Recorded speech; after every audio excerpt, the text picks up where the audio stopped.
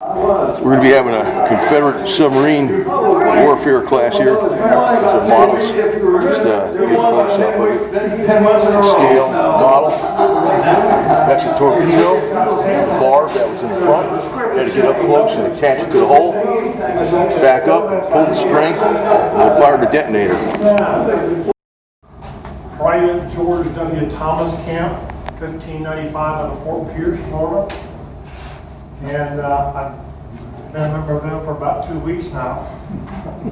So I've been in various camps since 2001, but that's where I've landed now. I do historical reenacting as far as navies and sailors. I've done Royal Navy from the period of Queen Elizabeth and Sir Francis Drake. I also do Confederate Navy, Seminole War Navy, and United States Navy, and pirates. But I've always wanted to make one of these Confederate torpedoes. This right here, this part right here, was a lamp I bought at a garage sale. I took the lamp part out, and this barrel was an exact replica of a genuine keg torpedo. Same number of bands, same number of brads, everything was identical. So I decided to make this. I looked up the dimensions on the original, and the dimensions matched up perfectly. So from here, from tip to tip is about 45 inches. Across here is about 9 inches. Circumference is about 40 inches. They made them in different sizes. This one here would have held about 60 pounds of powder, which would be enough to take out a large vessel.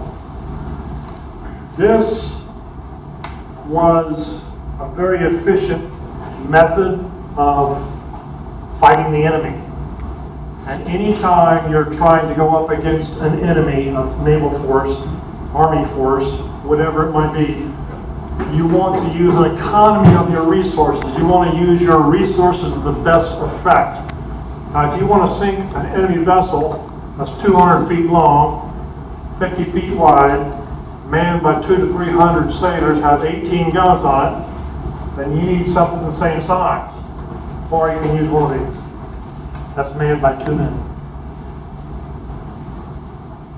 These were made out in the field, maintained out in the field, and they were deployed by just common sailors and Marines. It was a very risky business just to deploy these things. They're already set to go when they plant them. So when they put them in the little rowboat to row out to where they're going to place it, it's ready to go. It could go off, and sometimes it did. So they had a very dangerous job in what they were doing, and as such, they were given special privileges, special food. They were given special consideration for the risky business that they were in. Now, if you see right here at the bottom, these little hooks, hands right here, they would have chains that would come down like a V, and then one more chain coming down, and that would be anchored to the bottom to keep it in place. And the idea was to place these things in a stream or in a harbor just below the waterline at low tide. And when they first started coming up with the idea for these K torpedoes, they just used the K. And as the tide would change, or the current would come up and down the river, it would hit the blunt ends and these things would bob around. So that's why they're putting these cones on here to make it hydrodynamically stable. So the water just flows over it and it stays relatively stable. Now, I've asked people before if they had an understanding of how these things work, and people have told me they assume it's a great big percussion cap like they use on pistols and muskets. And it's actually kind of ingenious. I'll pass this around. You're welcome to take a look at it. What this is, it's a very thin-walled brass tube. Inside that is a chemical, and on the inside of that chemical is a glass tube. On the inside of the glass tube is a second chemical, and as a ship would be coming into the harbor or upstream towards the Confederacy, if it bumped into this, it would crush the brass, break the glass, two chemicals combined. It would ignite the gunpowder inside, and off it goes, just like that, just that quick. They made these in various sizes, about 40 pounds of powder all the way up to 120. This one carried about 60, so this was a very common one, common size. Of all the torpedoes they made, and I'll show you various types of torpedoes later on the slide presentation, this accounted for about 60% of the torpedoes was the keg torpedo. They deployed them into the harbors, they deployed them into streams, rivers, and they also used davits and the submarine hunley. Here's a spar torpedo. It's on the end of a spear. And what they would do is, this was human operated. Had a hand crank in there that as they got underway, 8 men would be cranking this offset crank. It was like a cam shaft on an engine. Everything is offset. This one's here, this one's here, this one's here, this one's here. And they're all cranking it, and they're propelling this propeller back here. Now imagine doing that in the night when you can't see anything. It's cold, it's wet, it's damp inside. You can't see where you're going, and you're doing that for hours, cranking for hours. They had several attempts to use this, experiment, test it. It sank several times, killing almost everyone on board. They would bring it to the surface, bring it back to the wharf, pull the bodies out of the old crew, and about as quickly as they could clean this up and pump the water out, they had a new crew. That's the courage of the men that climbed into this thing. This was probably the technology of the space shuttle today. This was so foreign to their thinking that this was incredible technology. The idea behind this was they would get a good speed going up, they would hit the side of a vessel, and this would stick into the side of the vessel. And then they would back up, back up, back up, and this would come off and stick to the hull of the enemy vessel. And when it reached the end of all this line here, about 150 feet, it would snap it and detonate it. And their first successful voyage was the USS Housatonic in Charleston Harbor, where it was a submarine. They can go underwater and surface, but they've had so many accidents that the general in charge of that district, General Beauregard, said, I don't want you going underwater. I want you to take this along the surface like a David, and I don't want you to take any unnecessary risks. So they went along the surface as a David. A lookout on the Housatonic saw what they thought was a log floating towards them, called out, and it was a little too late. He fired a shotgun, got a shotgun blast off, and they stuck the torpedo in the Housatonic. They backed away, detonated. Housatonic sank very swiftly. The sailors on the Housatonic had to save themselves by climbing up into the rigging and hanging on the yards as the boat went down. Because it was relatively close to shore, just a few miles out, the rigging was still above the waterline. So they were able to be saved. A lot of people think that the Hunley sank from the explosion of the Housatonic. Reports at that time said that when the Housatonic, after the explosion of the Housatonic went off, you could see signal lights from shore, the Confederate batteries, signaling the Hunley actually signaling back, but they never saw the crew again because it did sink en route back to their base. So they did survive the blast, but for whatever reason, they never made it back to base. I don't even know if they figured out yet what their demise was about. All right, I'm going to start on the slide presentation we're on right now and see if I can get that started up for you. This book. History of the Confederate States Navy by J. Thomas Sharp. He was a lieutenant in the Confederate Navy, and he would tell his kids about his exploits and that sort of thing. He was not that prominent in the Navy, but before the war, he had written and taken down some notes on various historic events through his life. So he thought maybe I should write about the Confederate Navy. It seemed to be overlooked. So he sent out feelers to a lot of his friends that he had served with, or asked for them if they knew somebody that was in the Marine Corps or the Torpedo Service, so they might feed him some information he could put in the book. So he didn't write this until about 1877. He initially enlisted in Maryland Artillery Unit as an enlisted man. And they decided the Army's got a little too tough, so he joined the Navy and became a midshipman and rose up to the rank of lieutenant. So he was not as active as some of the others we've read about, but he at least compiled this book, and there's a few mistakes in here, but generally did a pretty good job. Plus, it was written in 1877, and people that contributed, their memories started to fail, or they remembered their own actions a little bit more favorably than they really were. So it might be embellished a bit, but the factual stuff in here is pretty good. And he has some nice detailed drawings if you'd like to pick up a copy of this book or check out the library. If you're interested at all in the Navy, probably the best source I've ever found was an Italian history professor named Raimondo Loraggi. And he's got a book about that thick.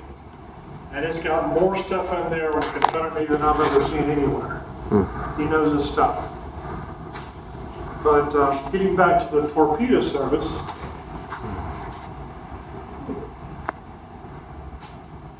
after the firing of Fort Sumter, Lincoln called out for volunteers for an army. Asked for 75,000 volunteers.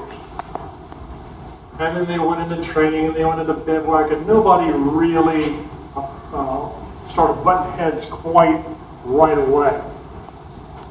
But the Navy, basically a Navy on paper only. They had no ships, they had no officers, they had no sailors. About 1/4 of the United States naval officers resigned and went south. So they had that. A lot of the sailors that they needed, anybody with sailing experience, has already been taken away by the Army. So they tried to send out feelers to the various Army groups saying, hey, we need coalers, we need sailors, we need navigators, and send me your sailors. Sometimes they would comply. Sometimes they would empty out the jails and send those over. So they got a scraggly bunch.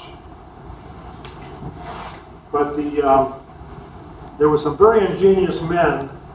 We were pretty much an agrarian society, but some of these people were really clever. They started devising ways to tip the scales in their favor. The United States Navy had about 600 vessels. The Confederate Navy had 0 to start with. So they had to find some way to tip the scales in their favor. One way was building ironclads. Another way was the infernal machines. When they first started using them, they ran into a lot of objection. The first attempt at using a torpedo was July 7, 1861. That's not too long after Fort Sumter. The Confederates put the explosives on a floating raft and sent it down the Aquia River. But it was discovered by the Federal sailors, and oops, and it was not effective. They diffused it.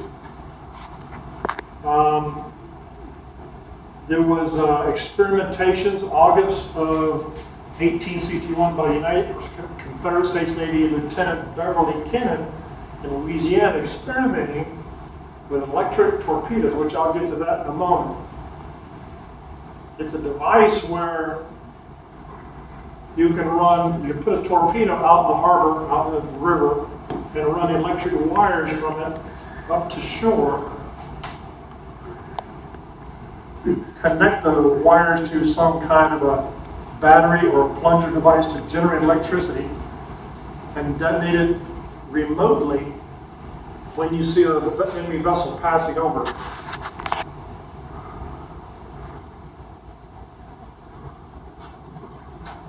The first time it was actually used was by a Major Gabriel James Rains. The Confederates were retreating from Williamsburg 1862, and he took percussion shells and he buried them in the road of the pike that he knew the Yankee cavalry was going to be passing over. And as the horses' hooves hit that, it detonated and blew the horses sky high and the soldiers sky high. And great indignation and objection was heard from General McClellan of the United States Army. What an abomination, it's inhuman, it's characteristic of a depraved society to come up with such a thing. That got the attention of Secretary of War Randolph, who then issued orders to the Army and the Navy. You're not allowed to use these things unless it's to protect a harbor or defensive measure in the Army. The first successful detonation and sinking of an enemy vessel was December of 1862 when the USS Cairo, it was an ironclad, a Federal ironclad, it hit a mine and went down in 12 minutes. Because the ironclads were iron on the top and wood on the bottom.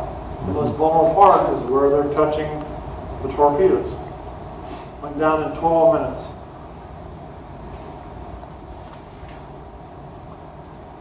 October of 1862, the Confederate government decided to create the Naval Submarine Battery Service and put in charge of it Matthew Fontaine Maury. He was a very smart man. If you were to go into the Naval Academy today in Annapolis and look at your schooling to become an officer, a naval officer, when they're teaching you navigation and hydrography, you're probably using a book written by Matthew Fontaine Maury because not a whole lot has changed since his day. He was so far ahead of his time that they're still using his books today.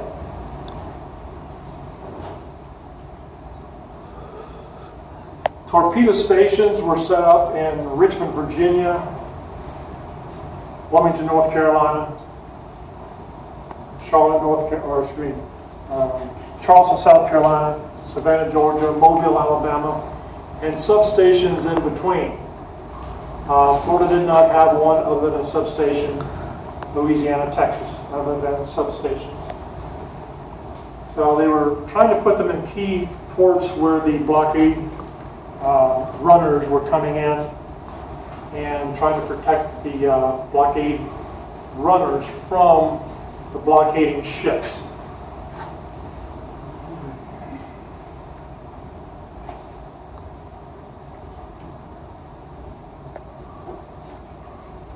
There was an occasion, April 9th, 1864, Commander Hunter Davison ran 120 miles down the James River to attack the Admiral's flagship USS Minnesota. He had a 53-pound charge, about this size, but a little bit less powder in it. And it went off but failed to sink the Minnesota. But they were able to get away without being captured by the enemy. Let me go through a few of these pictures and introduce you to some of the various types of torpedoes. It's jumped all the way back, so we're going to go all the way.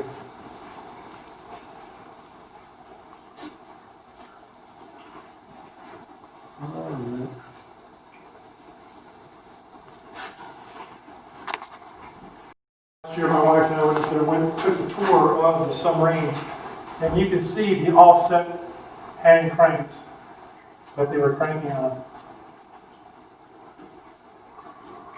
If you see a glare, it's because there was plexiglass. They don't let you in there with it.